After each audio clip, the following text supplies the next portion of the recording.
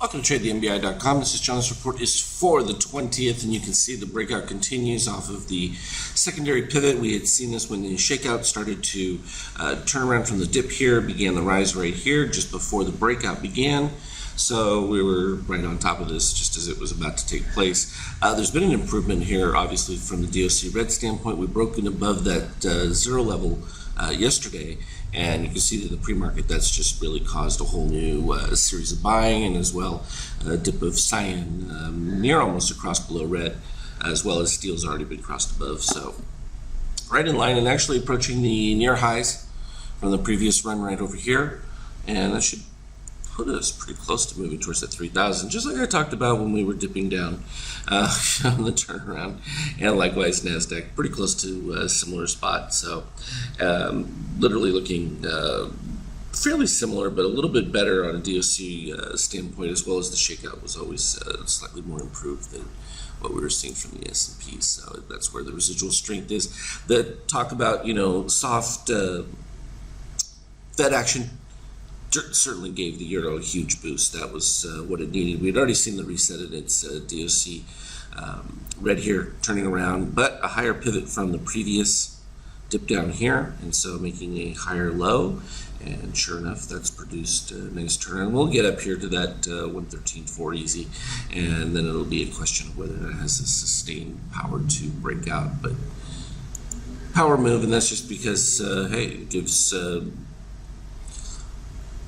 ECB something to cheer about. The fact that the Fed might ease would make their theoretically value of currency worth something. It's an interesting thing that the central bank's playing with. It doesn't really impact us all that much, but it's worth watching because it can really propel the U.S. market higher as long as the euro's rising, because it just makes things cheaper for trade purposes.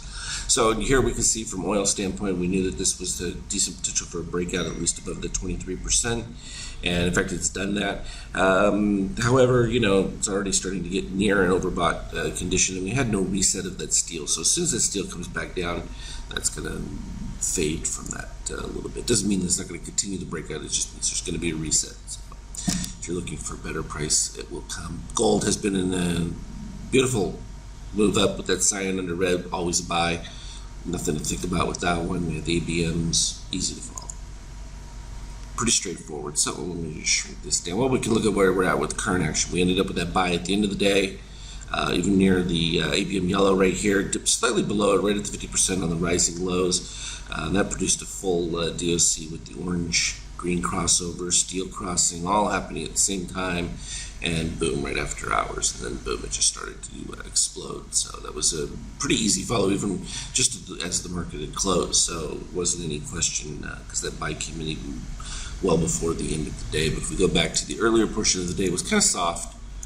Really wasn't a whole lot happening. It was mostly weakness because you had no steel reset. That didn't happen until all the way over here.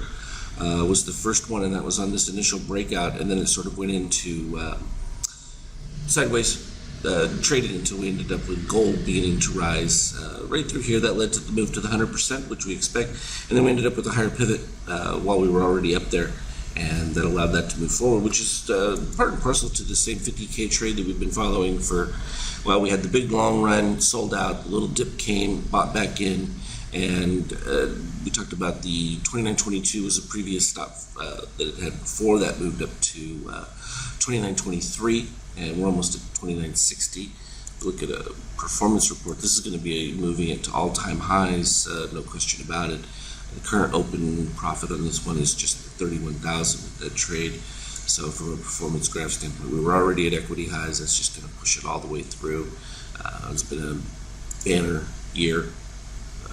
Staggering numbers on that with only a 44% win rate. I mean, the ones that I'm running separate that I've been making the adjustments to are much higher than that because they've eliminated some of the soft trades that don't quite fit within it, but it's just complicated with having to create the loops that go with it and making sure that it still functions properly. But all in all, still no objections to it. It's been great at following the trend on these moves and capture all of them. So that is the long and the short of it. Nothing anomalous. So from that standpoint, it's pretty straightforward with the dip downs of the orange and the straight over buys, particularly significant though when you have that reset of steel from a sustained standpoint. So that's what you continue to follow, and the fact that you had sign under red, it's always a buy. That's an easy one. So there you have it, long and the short of it. If anything relevant pops up, though, I will certainly be on that Skype chat letting you know. As always, though, trade well. We'll talk in there.